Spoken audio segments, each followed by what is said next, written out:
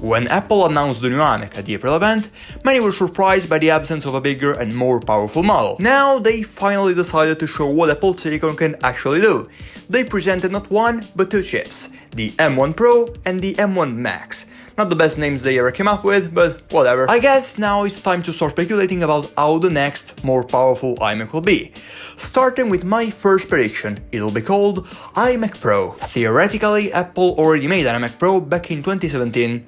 It was extremely expensive, it was extremely powerful, but it really was meant to do one thing and one thing only. Replace the 2013 Mac Pro, which looked incredibly cool and futuristic, but it wasn't exactly loved by its target audience, the extreme professionals. Not your average programmer, designer, video maker. No, we are talking about Hollywood levels of pro.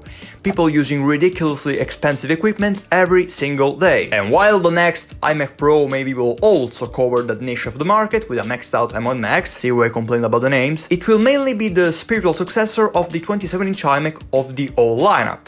So, in theory, they could just call it the number higher than 24-inch iMac. But considering how Apple has been naming stuff recently, I think they will just go with iMac Pro. And I mean, it kinda makes sense. It'll likely have the same chips as the new MacBook Pros, it's realistically getting some minor design tweaks. I can't see them calling it iMac Pro. But wait, design tweaks?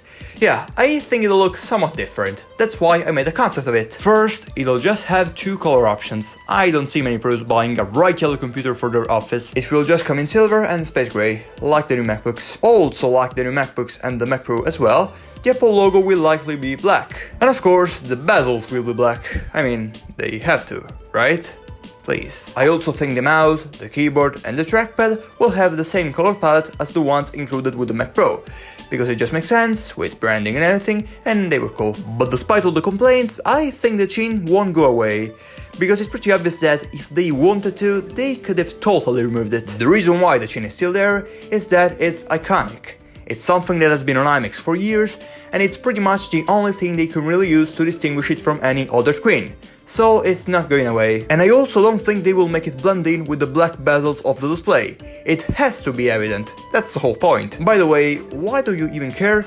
The iMac screen cannot be used in portrait orientation. I get the complaints about the old iMac bezels being too thick, because it forced you to have a ton of wasted space between the iMac and any external display.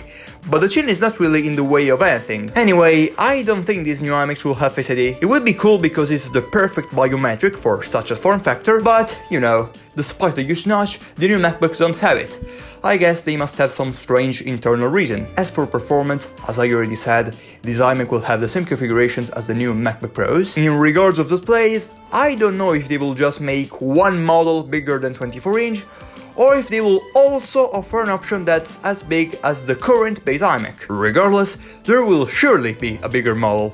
Maybe 32-inch could be the perfect size, as that is also the one they use for the Pro Display XDR, but according to the leak Russ Young, which currently has a 100% track record, it's actually remaining at 27-inch. Honestly, it sounds a bit strange to me, but another part of the leak is saying that this display is getting promotion and mini LED, like the new MacBooks.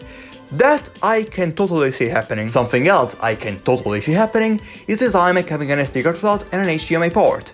Yeah, exactly, like the Nintendo Wii U. Now, the part where we all collectively realize how broke we really are.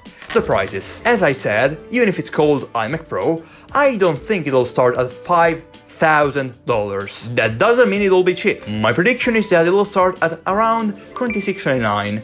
This with the regular version of the M1 Pro. Oh, and almost forgot, I'm predicting it won't have a notch.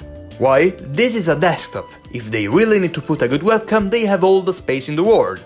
It's not a laptop where every millimeter matters, as people will want to carry something as compact as possible. This doesn't excuse it from looking bad. But this is not the time to complain about the new MacBook's design, as I already did it in this video here. Check it out if you want. Ciao!